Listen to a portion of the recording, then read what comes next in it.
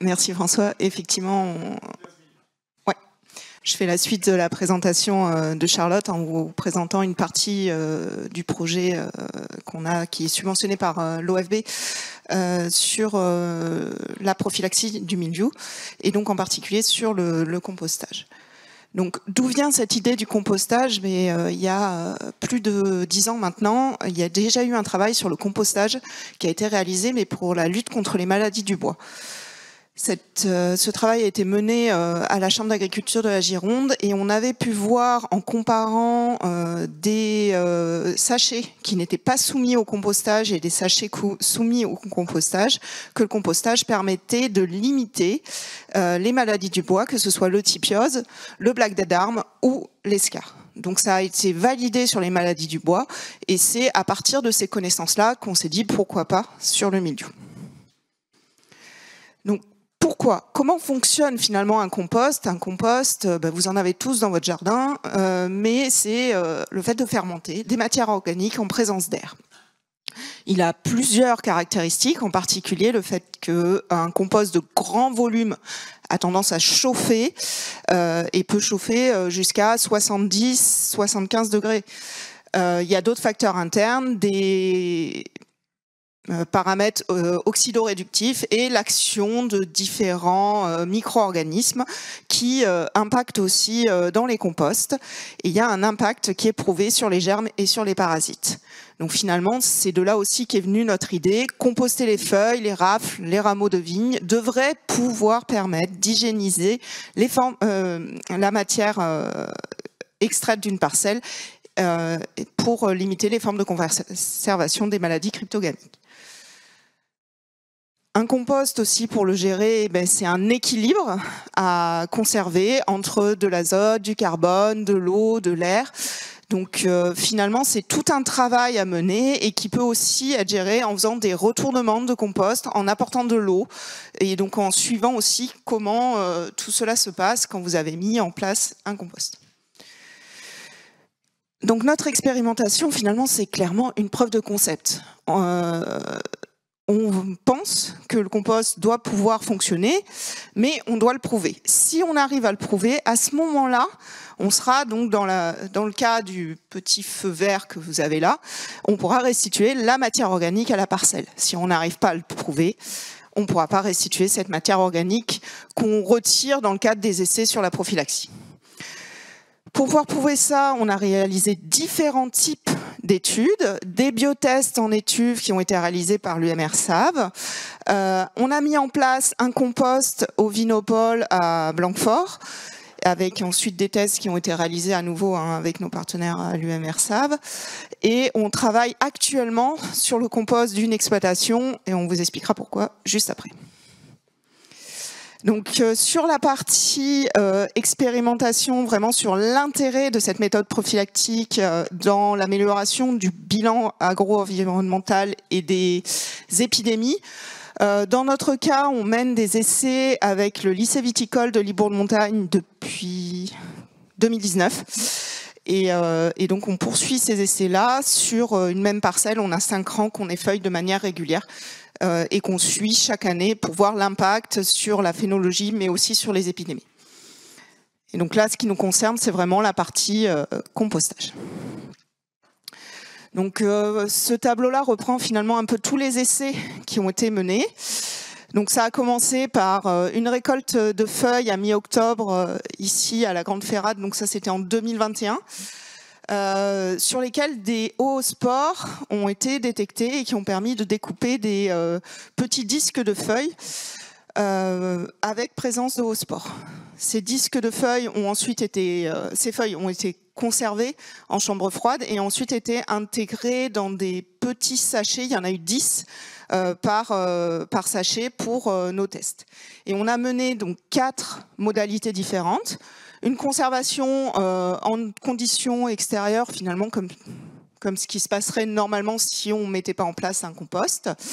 Et je vous l'ai dit tout à l'heure, le compost, il y a un impact de la chaleur, il y a d'autres impacts aussi, mais finalement, le paramètre qu'on arrive le mieux à gérer, c'est la température. Donc on a travaillé sur la température et voir s'il y a une température qui peut être létale pour le mildiou. Donc on a mis 50 degrés Celsius et 70 degrés Celsius pendant 1 mois.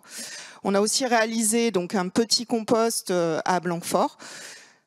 Et là, on a laissé les sachets un petit peu plus longtemps, 4 mois, 5 mois et 6 mois. Donc ensuite, les tests qui sont réalisés, c'est des taux de germination et une observation si les disques extraits de ces différentes modalités permettent de recontaminer d'autres disques de feuilles non contaminés, donc par ce principe-là qu'on appelle des disques flottants que vous voyez ici. Donc avec les disques extraits de nos expérimentations qui sont là et les disques contaminés qui sont autour.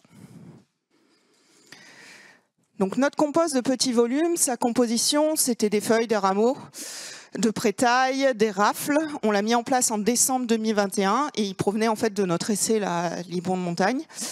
Le volume a été évalué lors de la mise en place à 7 mètres cubes et en fait dès que ça a commencé à vraiment composter, il est descendu très rapidement en dessous de 5 mètres cubes. Il y a eu donc un second apport qui a été réalisé en avril 2022 avec les rameaux broyés provenant de la taille de l'UE de la Grande Ferrade pour le réactiver un petit peu. Donc, bon, ça, je vous l'ai déjà dit sur les tests. Donc, sur notre compost, comme je vous l'ai dit, il était petit. Et donc, vous avez ici donc la courbe jaune, c'est les températures extérieures qui ont été observées pendant l'essai compostage. Vous voyez que bon, c'était en hiver, à un moment, il a fait relativement froid. Et vous avez au-dessus donc les points bleus sur les températures observées dans le compost. Première chose que vous pouvez voir juste après qu'on l'ait mis en place, donc tout là-bas, j'arrive pas à le choper, il a chauffé assez vite puisqu'il est monté à 45 degrés Celsius. Par contre, il a eu très vite froid, il est tout de suite redescendu en moins d'une semaine. Et ensuite, il est resté un petit peu supérieur, en fait, il est resté aux alentours de 10 degrés, donc supérieur aux températures qu'on a pu avoir en extérieur, mais il était clairement pas très chaud. Donc lorsqu'on a fait le nouvel apport de matière organique, donc ça vous explique pourquoi on a fait cet apport en avril 2022, à nouveau il a chauffé très vite, mais il est redescendu aussi tout aussi vite. Donc finalement, ce petit compost n'avait pas une surface suffisante pour vraiment chauffer pendant longtemps, et ça explique certains des résultats qu'on va vous montrer. Donc les résultats qu'on a pu avoir sur la capacité à contaminer les disques de feuilles qui étaient sains. Pour le témoin, que ce soit en mars, avril ou mai, à chaque fois il y a eu contamination, donc ça prouve bien que si vous laissez en extérieur vos disques qui contiennent des hauts spores de mildiou, mais derrière il y a recontamination. Pour les essais en étude, donc ce que vous avez tout à droite, que ce soit à 50 ou à 70 degrés, là il y a eu 0 contamination. Donc on a quand même un effet létal de la température sur la capacité que peut avoir le mildiou à recontaminer. Par contre, pour le compost, c'est un petit peu plus contrasté, nos résultats. En mars et en mai, 0 contamination. En avril, à l'époque des premières contaminations, c'était pas top. Donc, il était un peu petit et un peu froid. Et du coup, on a eu des résultats qui n'étaient pas ceux qu'on attendait. Donc finalement, la suite, c'est qu'on s'est dit on va aller sur un compost un petit peu plus grand. Donc on a mis en place une expérimentation avec une exploitation située en Pessac-Léognan qui composte déjà tous ces résidus de taille. Là, le volume est un petit peu plus grand, on est sur du 70 mètres cubes. Donc clairement, il va avoir un petit peu moins froid. Il est retourné de manière mensuelle, donc ce qui impacte sur notre protocole, puisque donc tous les mois, lorsqu'il le retourne et qu'il l'arrose, on va aller extraire les petits sachets qui contiennent du mildiou. L'autre partie aussi, c'est qu'il n'y a pas eu de disques flottants, de disques de mildiou cette année. On a prélevé des feuilles où on avait pu détecter des hauts spores, on a tout broyé et on a pesé la même quantité qu'on a mis dans l'ensemble de nos sachets. Dernier point aussi, même si ce n'est pas forcément le sujet d'aujourd'hui, on a aussi voulu tester sur d'autres maladies cryptogamiques et donc il y a des baies momifiées de black rot qui ont aussi été intégrées. Donc ce compost, lors de la validation de l'expérimentation avec l'exploitation, il y a des mesures qui ont été réalisées par les collègues. Et là, ce qu'on voit, c'est que, hormis lorsque vous êtes tout en haut du compost, donc à 1,80 m, où la température est proche de la température ambiante. Très vite, vous êtes au-dessus de 60 degrés et au cœur du réacteur, vous êtes aux alentours de 70 degrés. Donc un gros volume de compost chauffe quand même nettement plus. Donc là, on pense qu'il peut y avoir un vrai effet sur notre milieu.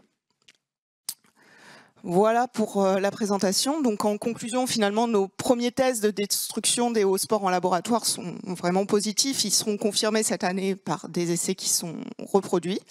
Les essais sur le compost de petit volume sont plus partagés puisque l'impact de leur température ne peut pas vraiment être prouvé. On n'a pas eu assez de température chaude et pas assez longtemps. Le compost de gros volume, il montre une forte activité, mais les essais sont en cours. Ils ont été mis en place, si je ne me trompe pas, en janvier.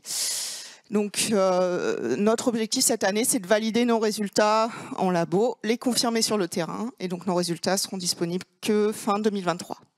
Je vous remercie. Merci.